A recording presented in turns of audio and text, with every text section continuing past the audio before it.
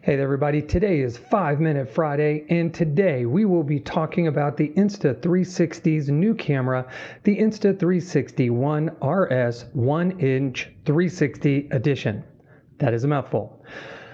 Everybody, I don't want to say everybody, a lot of content creators have put up review, first impression videos on their YouTube pages, and they have pretty much dubbed this the premier 360 camera.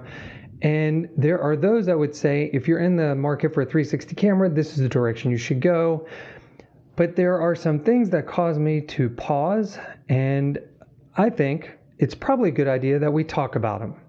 So let's start the clock. 5 Minute Friday starts now. Hey, welcome back to Low Def Media. This is Mike, and today, like I said, we're going to be talking about the Insta360 1-inch 360 camera. I'm not going to go through that whole title again. Basically, this is an upgraded version of the camera I'm using today, the One X2. Now, let's talk a little bit about what makes it different than this camera. It has two 1-inch sensors, one on each side of the camera, and they're Leica lenses.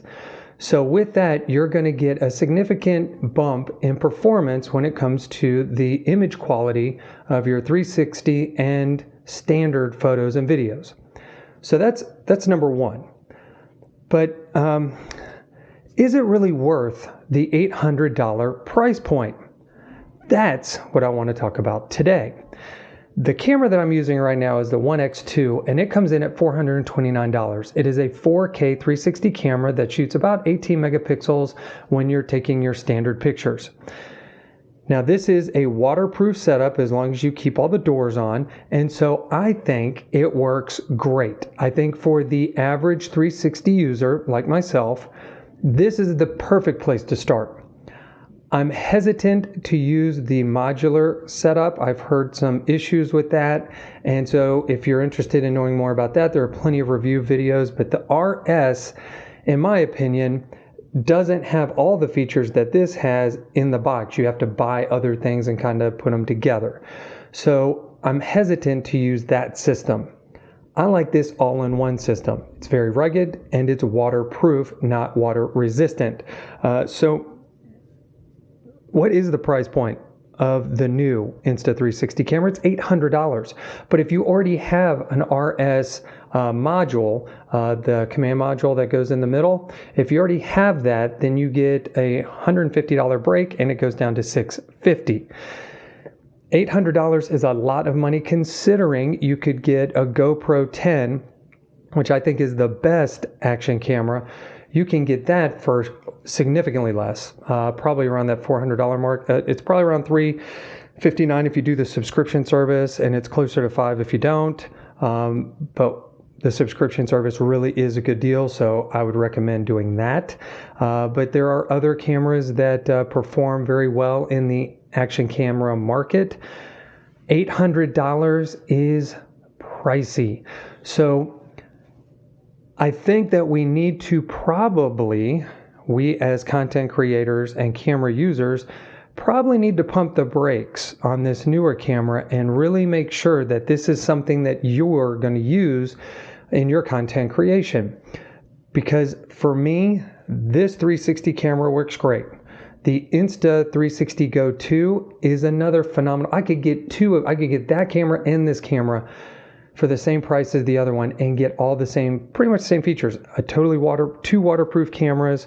And the nice thing about the Go 2, I've got that one right over here. Big fan of Insta360. The really good thing about this camera is that you can take it out. It's about that big. Put it on a lanyard, get some really nice POV shots, and then you can reframe it in post. So if I would tell you, get this camera, get the One X2, combine those, you would be set and still probably come in under that $800 price of the newer 1-inch edition 360 camera. I like those lenses, don't get me wrong, but if anything goes wrong with those, then what's the process to get that repaired? scratching them, things like that, because a very similar complaint, people who like the One X2, the lenses do stick out quite a bit. And so if you set it down or if you drop it, those would be the first things that get scratched. So that's another thing to really consider when you're looking at these 360 cameras with the exposed lenses.